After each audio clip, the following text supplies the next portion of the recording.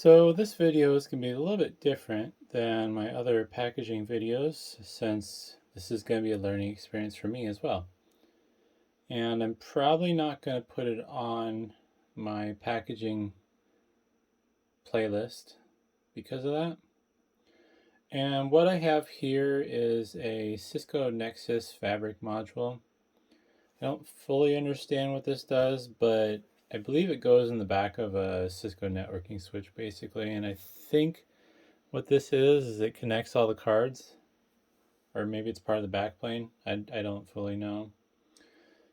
But this one's going to be probably one of the most challenging things I've packed recently because it's too hard to show probably, but I guess I can zoom in.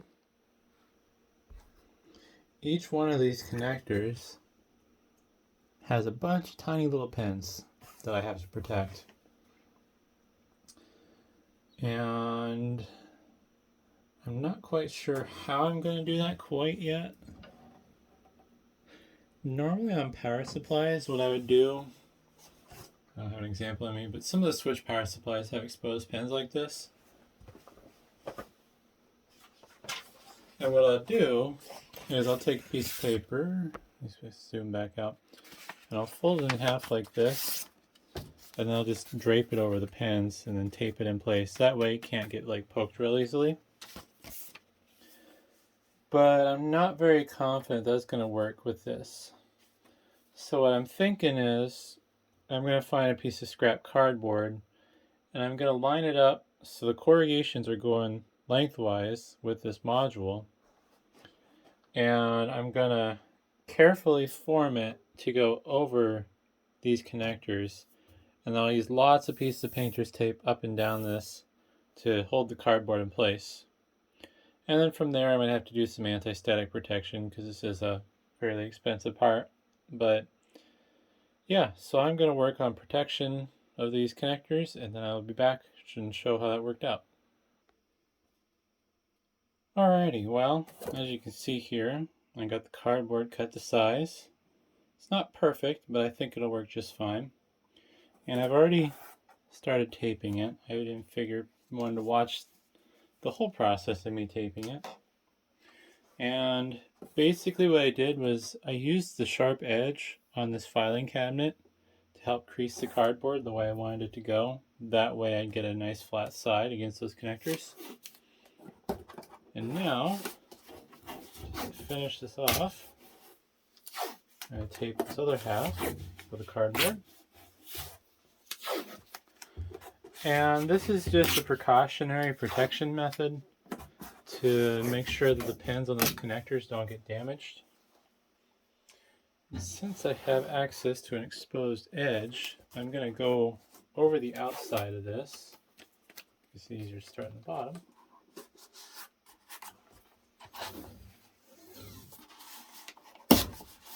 There we go. One thing I am conflicted about is what to do with this. It does help me even out the surfaces, so I'm thinking I'm going to leave it there. It's just there's this really big gap here that I'm not sure how that's gonna work out basically. And hopefully the tape will be good enough. This side's a little bit different than the bottom because there's these weird dips here. I'm not sure what functional purpose those serve, but it gives me less space to hold the tape down because most of the holding force is right here, and this is just to stop the tail from going up and pulling away from the piece of metal. But this does make it easier to grab now, and as you can see, if I have it in frame, I can put tape along the bottom as well. So the next challenge is finding an anti-static bag for this, and I'm thinking I'm going to be able to pull off wrapping this in 2 bags basically. So I'm going to track those down and I'll be back. Well, I had to get creative. I was going to record myself putting these anti-static bags on, but I decided I didn't want to have the tripod in the way. I ended up having to take 2 bags and then kind of put them over the ends. And I got really lucky and about have 1.5 inches of overlap there. So that should be decent. It's not perfect, but you know, when you're packaging stuff to sell online as a small business, you kind of have to make do with what you can get. If I was manufacturing these and, you know, I was making these for a living for my big business, then obviously I wouldn't be packaging it like this. I'd probably spend thousands upon thousands of dollars making sure that I developed an appropriate system. But now that I have this partially covered in the way that I want, the next step is going to be bubble wrap. You have to excuse the mess. Everything is always chaotic. And this unit measures 31 inches long, basically. And I have 24-inch bubble wrap there in the background. And then behind the camera, I have a roll of 12-inch bubble wrap. So what I'm going to do is I'm going to wrap this with 24-inch bubble wrap, and then I'm going to wrap it with some 12-inch on the side. And I should double check the thickness of this. Just under 3 inches. Due to its value and its fragile nature, I'm going to wrap around this with 5 layers of my 1/2 inch bubble wrap, which will give me somewhere around 2 inches around each side. And this is going to be really tricky. Also, I'm noticing a problem here. I gotta make a measurement. It'll be fun. So the hard part about this is it's such a large and awkward shape that I have to be careful with how I hold it while I'm wrapping it. Well, also being mindful of how the bubble wrap is going around the unit. There we go.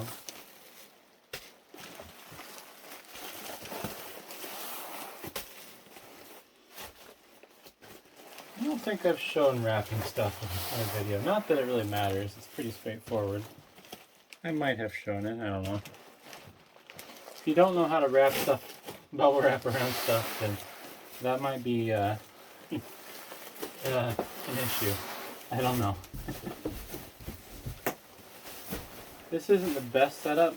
This is where I like to do my wrapping normally, but I kind of wish that I had a wider surface.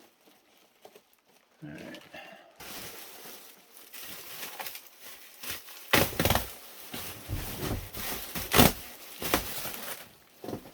It'd be nice if this should stay on my table. So I'm going to tape this up, wrap the other side. The other side is going to be a little bit more tricky since the roll I have is a bit bigger, but I'll be back and I'll show what the finished product looks like. Alright, well, I got it wrapped now for the most part. I have to do one more thing, but thought I'd show what I did. Since this was longer than my 24-inch bubble wrap, I wrapped the remainder of it with 12 inches wide bubble wrap because that's what I needed to cover it and then give me a little bit of excess beyond it for protection. And I don't always do this, but I put pull tabs on this so when they get it, they can just pull that off to open it up. I'll color that just a little bit more. And normally this seam, what I would do is I'd go over it with packing tape, but because this is kind of fragile and I don't want to risk anything, I'm just going to use painter's tape. This is going to make it quite a bit more expensive since painter's tape is expensive, but being that it's a fragile part, I feel like it's worth it. As long as my customer doesn't cause me unnecessary problems. It's an eBay sale after all. Jeez. I don't know what to say about eBay these days. I hate it. Alright.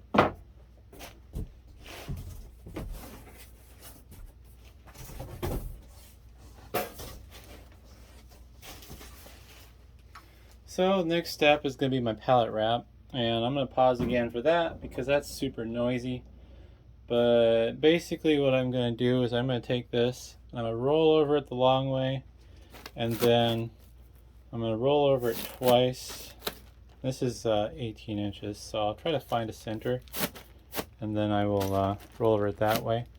And as I've discussed in other videos, what that does is that helps the item be a little bit more water resistant, but it also kind of tightens all the bubble wrap together.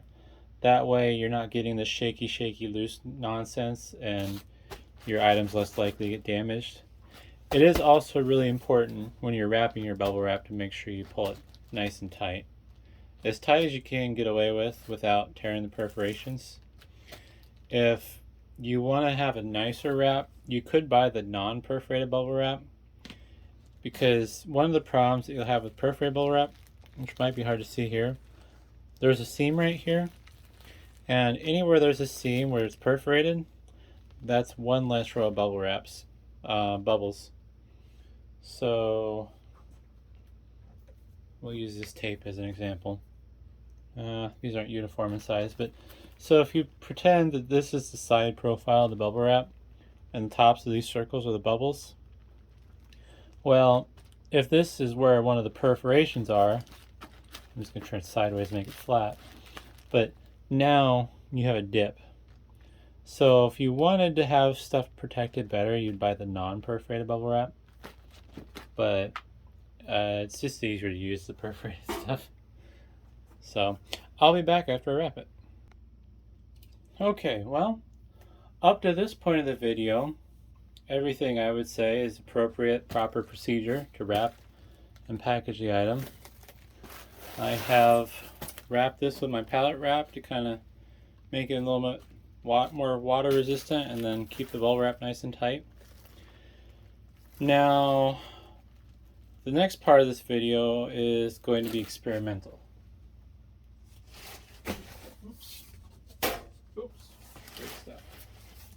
This box here is a 36 by 24 by 8. And this is going to be 33 by almost 16 by almost 8. So this box is going to be 8 inches wider than what I need, but it's the only box size I have that is close enough to package this item. So what I'm going to try is I'm going to modify this box by basically cutting it in half and then gluing it, or taping it back together. And I think I'm going to move some stuff out of the way as I do that. Okay, well, so now we're at the point where I'm getting experimental. Depending on how much research or videos you've watched on how to package stuff, you've probably seen videos on how to take a box and cut it so you can make it longer. I have not found any good resizing videos on how to make a box more narrow, though. And maybe it's just I'm bad at using Google, but I did try to see, because I wanted to find a technique to take a box that was too wide and then shrink it down. So this is going to be a little bit of an arts and crafts project, which is not necessarily a good thing. But what my plan is I'm going to take this box and I'm going to cut it down 4 inches down the short sides. I'm using a T-square so I can feel extra fancy.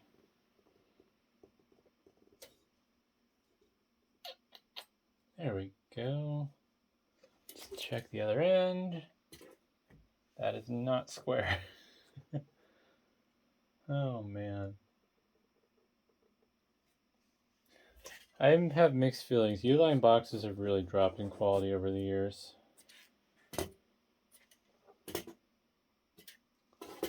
Well, that's mostly going to be a straight line. So I'm going to cut through this, and I'm only going to cut through the top layer of this box because I don't want to cut all the way through.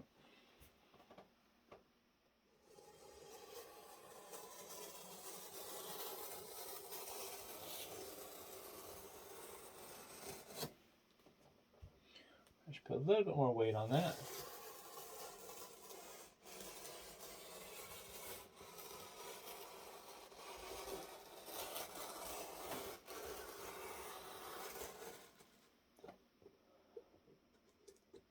Also, yes, if you're wondering, I know that they make holders for these. I think I actually have knife holders, or blade holders, I guess, for these razor blades, but I don't know. I've kind of gotten used to just holding the blade, because it's easier to find these darn blades than it is to find my razor blade holders.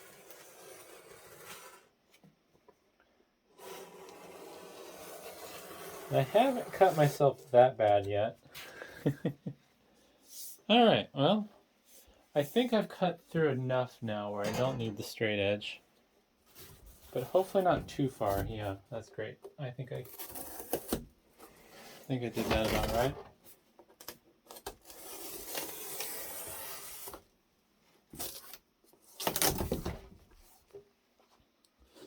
So with this plan, the reason I'm cutting it at 4 inches is because I plan on overlapping these corners.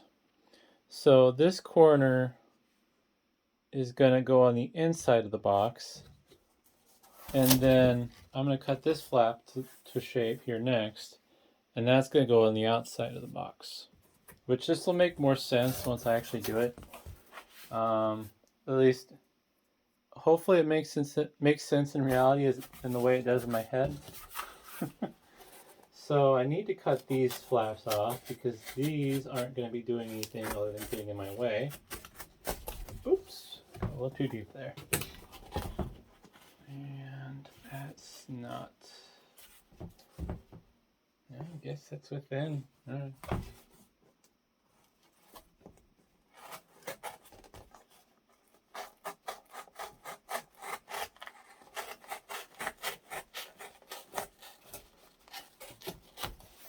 Alright, so that'll be going on the inside of the box here. And my box is starting to sag because there's nothing supporting it, but it's just going to have to be how it is. Alright, so now I got to cut 4 inches in. And this isn't going to make a perfect 16 inches wide box, but it just has to be close enough. Huh, it's crooked. Oh, T-square is not.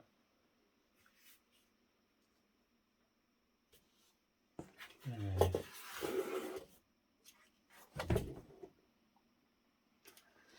Now this cut is just going to be enough to cut the flaps off. So I'm not going to go all the way up and down the box. Although it is going to be tricky to find the seam. So I'm probably going to refer to this as my starting point, and then I'll figure it out from there. I can also feel the indent, so it's about right here.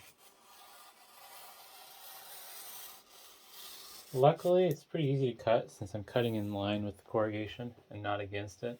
It's about right there. Oops. Right there. Let's cut towards my finger now. There we go. Okay. Oops, it's sealing.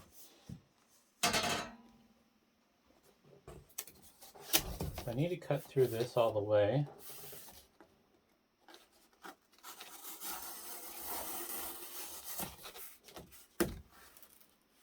That's pretty good. And then this is going to come off.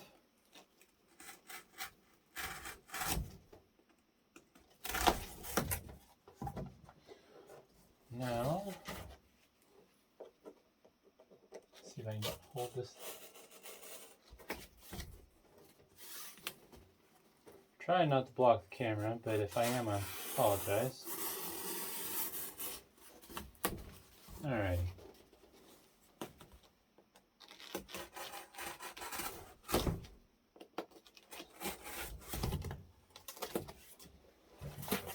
Okay. So, Next thing I'm going to do is, since I have my handy dandy T-square here, I'm going to use this as an edge to help bend this, and hopefully it'll cooperate. The corrugations are in line with the way I'm going. Actually, it needs to go the other way. Let's see if it'll bend the other way without a straight edge. Nope. Hold this over carefully and push it over my thumb.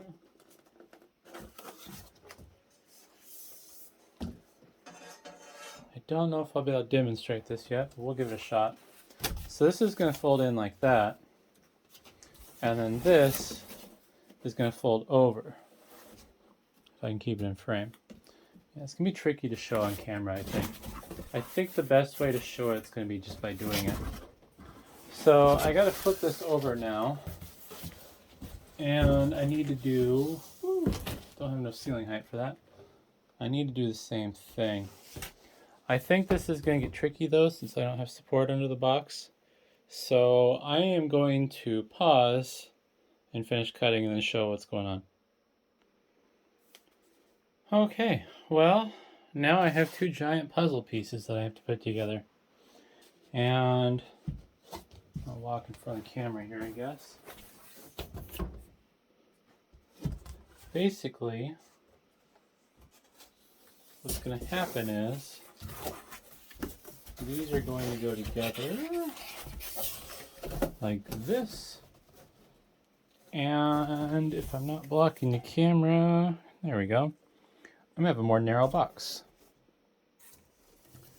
I just want to see here. I guess I'll have to hold that.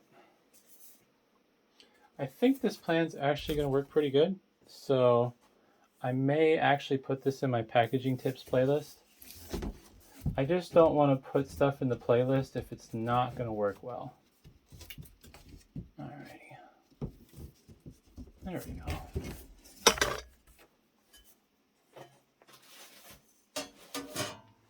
So this is going to be kind of hard to show, I have the feeling, but I'm going to try my best. Now that I have everything cut to size, it'll be a little bit easier to fold together at least. So as you can see, my big arm's not in the way. I'm going to fold this little tab I made down, and then this other tab is going to go on top on the outside.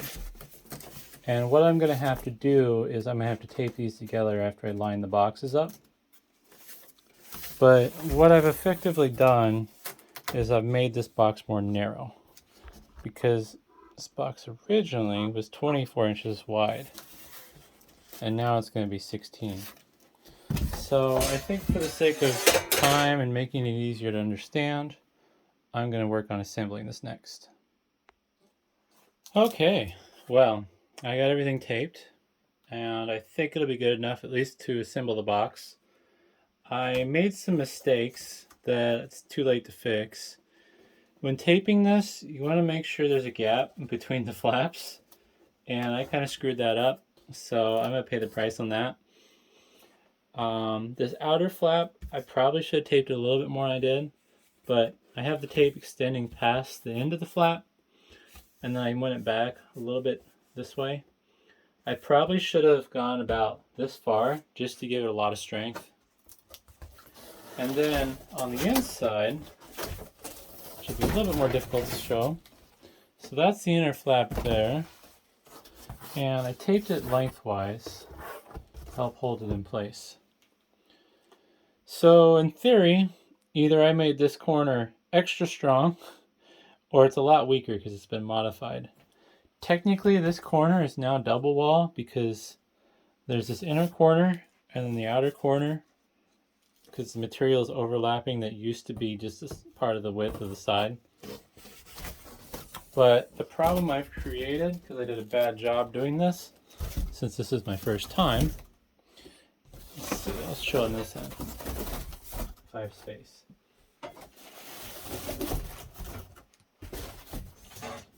So this flap doesn't want to line up the best because I put the seams too tightly together.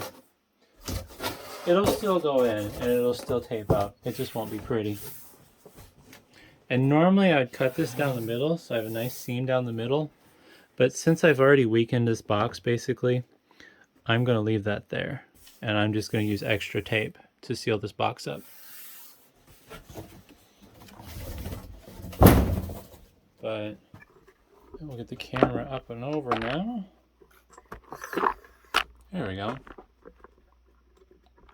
So originally, width-wise, with how it's set now, this was 36 inches. And it's still 36 inches. But this way, which would be front to back from the point of view of the camera, it was 24. Well, 24 is all the way out here, out of frame. Guess I can make it in frame. There we go. 24 is kind of in frame now. So 24 was here. This box originally opened to there. But now we're about 16 and a half, somewhere around there. The flaps are kind of bowed in. So yeah, now I've gotten down to my ideal size. So I'm going to tape one side shut real quick, and then I'm going to show putting the fabric module inside the box. Alright, well, this is the moment of truth. Did I cut the box to the right size, or am I going to have to ruin another box? Look at that. Wow. I'm actually really happy with that. This is literally my first time doing this, and this is my first time trying this trick. Like I said, I couldn't find anything about anyone doing this. I'm sure someone has. There's no way that someone like me has come up with an original idea like this. I just couldn't find any videos on it.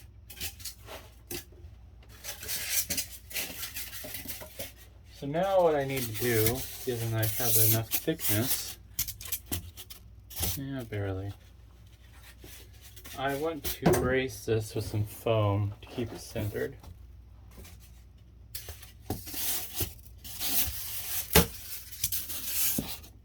Oops, a little too tall.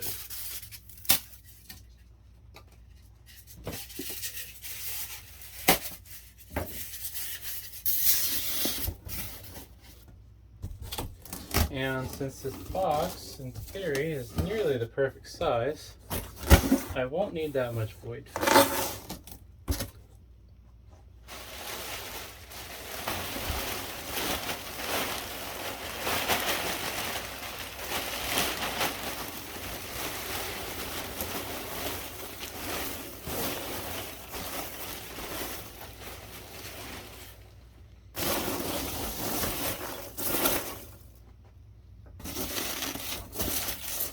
When you're using packing peanuts, you want to make sure you're packing it in there nice and tight.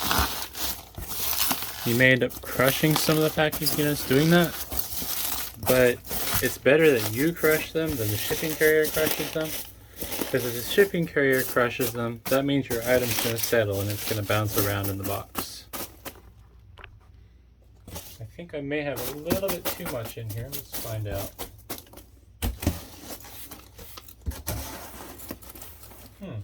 Maybe not. Trying to do this around the tripod. Actually, I'm having some issues. Well, I'm going to tape this up and then demonstrate the final product. Okay, so wow, final product. It's ugly, but I think it's actually going to work pretty well. So there's a few things that I had to do. I'm going to take this, I'm going to tilt this up. So each side where the overlap was, well, I guess each side of the box in general, I took it and I went all the way around. And I'm actually, now I'm thinking, that's too late.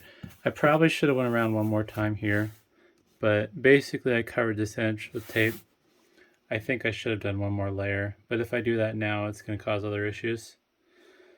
So after I got the bottom sealed and the top sealed, I just put one piece of tape over the seam. I went around the diameter of the box, I guess, on the edges, and then just one strip in the middle, kind of to help keep the center together. And then from there, I went a couple times more over with this seam. So I went one more down the seam and then 2 pieces of tape on the edges. And for good measure, just to make sure the flaps stay shut, I did take another strip of tape down the other side of the box, opposite of the seam. It's just a single tape, but it's just a precautionary measure. I did cover the ends of the flaps like you normally would do. And yeah, you know, the most important part of this is shake test. And it's pretty good. It does feel a little spongy. Like these edges are fairly solid. Top and bottom is fine. But lengthwise, there's a little bit of give. It's not bad. Like, if I'm complaining about packaging, you probably should ignore everything I'm saying, because what I'm complaining about is not anywhere near what your normal person would complain about. Because your normal person, I don't have any good examples in here right now, but your normal person that would complain about packaging, it'd be one of those examples you see on Twitter where somebody where like FedEx left their Chewy package at the end of the driveway and they ran it over before they left. Like that's the type of stuff that your normal people would complain about. But me, I'm really obsessive, so everything has to be perfect.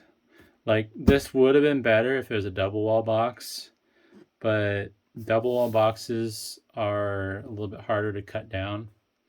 And I haven't weighed this yet. The scale's behind the camera, so I'll find out real quick.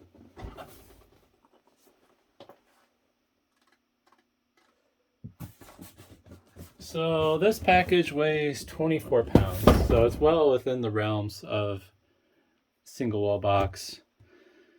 So it's not that this isn't sturdy enough, it's just it's not perfect. If it's not perfect, I get unhappy. One thing especially though, back on topic with the tape, anytime you're modifying a box or you're using it in a way that it's not designed to be, you want to use as much tape as you can, because the box isn't designed to do this. They designed it to be used in just a traditional box sense. Whether you're stacking boxes or you're cutting boxes down, this is not an intended design. So you really want to make sure you go overboard with the tape, because you have to make up for the fact that you're not using this box correctly. Otherwise, I would say this method works well. I might make a dedicated video on how I did this. I just need to decide what I want to do, because I don't like ruining boxes just for the sake of ruining them. So I might find a junk box to cut down as an example, as a dedicated video. But overall, I really like this method. There's not much I would do differently, and it worked pretty much exactly how I expected it to. Let's see what the external... It's about 16.5 inches. The only thing that I did wrong was spacing. Where's some scraps?